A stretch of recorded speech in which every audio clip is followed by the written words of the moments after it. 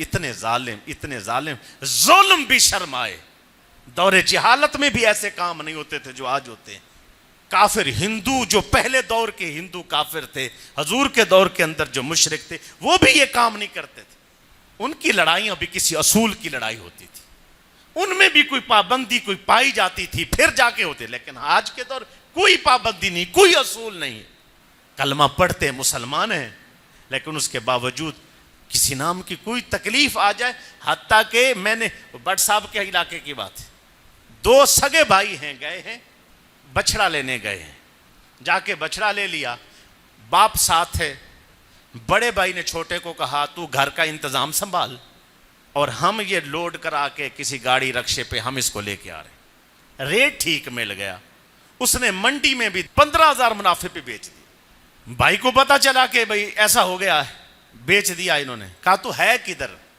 اس نے کہا میں محلے کے فلاں کھوکھے پر چائے پی رہا.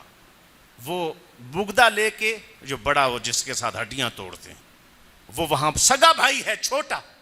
صرف کیا ہے کہ اس نے اس کا بچڑا بیچ دیا، بس اس کا قصور اتنا ہے. اس نے بھی دیکھا منافع ہے، باپ کی رضا بھی شامل ہے. یہ کون سا اتنا بڑا گناہ ہے یا کون سی ایسے کوئی معاملہ نہیں ہے. لیکن کیا ہے، وہ آیا، وہ بگدہ لے کے اس کی گردن پہ مارا، اس کی گردن اتر گئی. ایک انسان کی قیمت 10,000 جتنی بھی نہیں، اور بھائی کی قیمت. یہ وجہ یہی ہے کہ ہم نے صبر سیکھا نہیں ہے. ہمیں کیا پتا ہے مصیبت پر صبر سے اللہ کیا دیتا ہے. اگر یہ تو تکلیف ہے نہیں، اگر تکلیف آ بھی جائے، کافر گولی مار کے علاج سمجھتا ہے، خودکشی کر کے زہر کھا کے وہ سمجھتا ہے میرا علاج ہے. مسلمان تیرا علاج گولیاں نہیں ہیں، خودکشی تیرا علاج نہیں ہے. تیرا علاج یہ ہے کہ اللہ تکلیف دے تو صبر کر جا.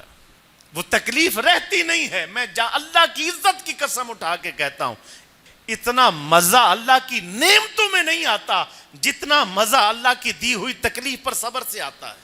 اللہ ہر مومن مسلمان کو محفوظ کرے.